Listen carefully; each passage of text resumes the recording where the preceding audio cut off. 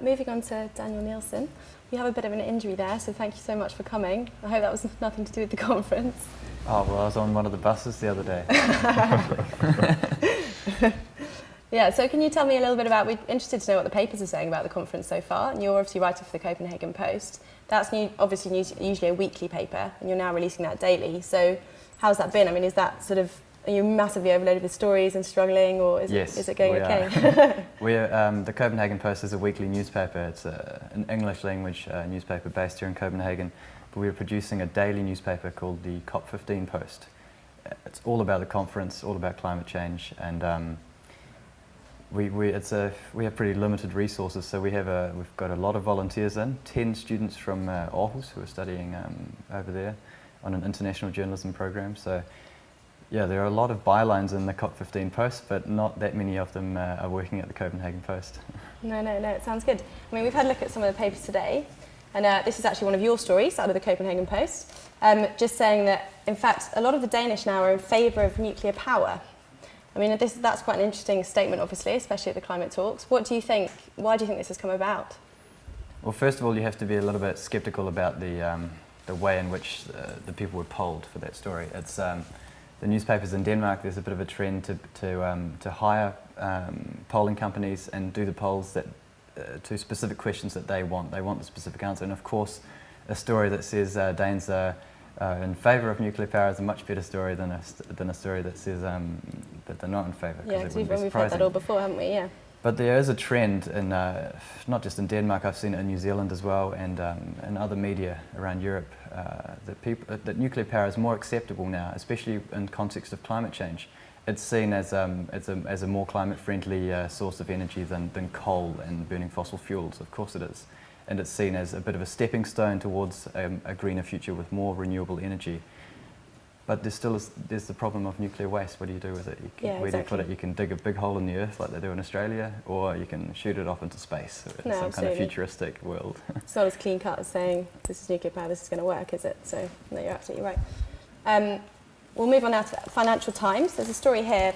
The US Environment Protection Agency actually announced today that they have acknowledged that greenhouse gases can harm people's health. So that's obviously a bold statement, and a lot of big businesses now are starting to worry that the US are going to do something and they're going to have to change their ways. Mm-hmm. I mean, what do you think? Well, again, that's not a very surprising angle. That in the US, it's always about how will it affect business. That's just the American way, isn't it?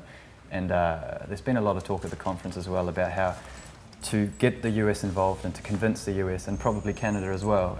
The deal has to be based on market-based solutions rather than regulation.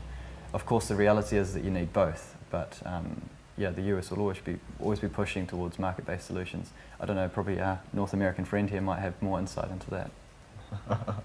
Slightly. I know that Canada is looking to that as well, mostly because that's what the United States is doing. They're following closely behind, aren't they? Yes, and that's been their excuse for stalling for quite some time, is we need to wait for the United States to do something. And now that the United States seems to be taking action, it's very hard for them to find an excuse to stall, but they still seem to be doing it, even domestically, taking action domestically on climate change. There's solutions there. There's been significant detailed economic modeling done on reaching certain greenhouse gas reduction targets. Even the government's own target, which amounts to about 3% below 1990 levels by 2020. It's not very good. It's terrible. It's not even our Kyoto target. No. And they've received harsh criticism because they don't have any plans or policies in place to meet even that target. So we've kind of been playing this card that we're going to follow the leader being the US. And now that the US has started moving, we aren't following very well. We're not even good at following. It's actually a pretty sad situation. We've actually had an announcement just this afternoon from the EU president saying that he doesn't believe at all that a legally binding agreement is going to be made, and it's just going to be talks at this stage. What do you think about that, Niels? Do you think, I mean, maybe we all knew that there wouldn't be a binding agreement signed, but should he be saying that at this stage? Was there still hope to be had for that? Or well, I would rather comment on what was said here, and I think when I listen to you, Daniel, that there's a tendency of making global warming a almost religious issue, and that is what we try not to do. At least in our in our logistics solution to the conference, we try to show that there are so many ways that we can actually take action here and now. We can bring down CO2 emissions, the way we organize ourselves, what we put into our cars, and that actually, and that's what we are proud to say in Denmark, there's a lot of money to be earned in it. The wind turbine industry in Denmark is now one of the, I think it's the biggest exportation item, and it used to be nothing in the beginning of the 70s, and now it's really a big industry in Denmark. So, and it's not only because of free market forces, it's also due to regulation, but we still have a case here, and we try to show that's what we can do with the logistic solution to the conference, that there are many concrete ways of taking action and earning money and solving problems at the same time. Yes, that's an excellent point. That's something that we don't see in Canada, is that direction you really need from the government to force, not to force, but to encourage these changes. It just needs to be accessible, doesn't it? Yes, exactly. And the Canadian government doesn't make those steps that are fairly simple. Instead, they seem to invest in these kind of science fiction solutions like carbon capture and storage, which really haven't amounted to much yet, even though they've spent billions of dollars on it. Yeah. On a completely much lighter note, talking of, people taking this seriously and making changes, we've got a story in here, The Independent, which says that the delegates were quite upset that they didn't receive a delegate bag, and they actually wanted a little figurine of the mermaid. So it's actually in the Copenhagen Diary section. I mean, is this newsworthy? Why didn't they get any delegate bags? Well, it is interesting, especially for the media, that there isn't a goodie bag. I think most conferences you go to, you'll get a little bag with some cool stuff, such as a little mermaid figurine, yeah, which exactly. everybody can use. But I mean, as a journalist, I think my role is to do a public service. It's not to get goodie bags at conferences. No, and yeah. I'm really happy that I've got free transport in Copenhagen, and there's also free chocolate at the cafes as well.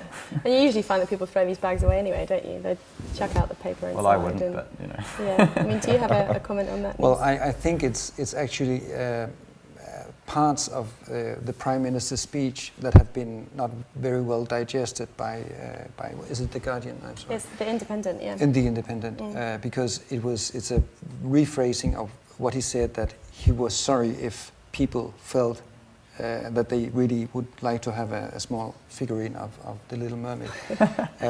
But what the money actually was used for, and that I think I'm also proud of that solution, that we, instead of spending 4 million kroners on goodie bags that are likely to be left in trash bins in hotels and in the conference center, we spent the money on financing 11 scholarships for students from around the world. Yeah.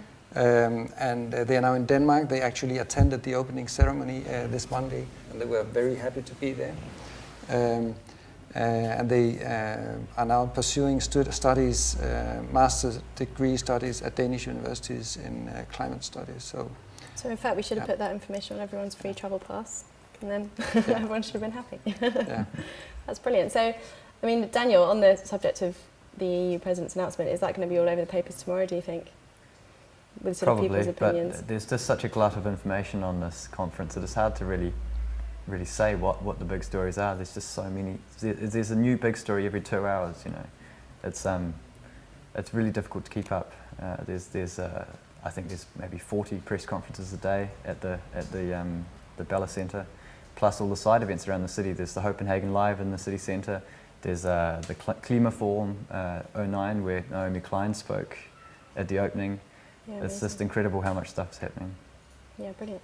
Thank you very much for joining us this evening. I just want to say thank you to all of our guests, Niels Gellert from the Danish Foreign Ministry, Daniel T'seleie from the Canadian Youth Delegation, and Daniel Nielsen from the Copenhagen Post. We'll be back tomorrow with more stories from inside COP15. We'll see you then.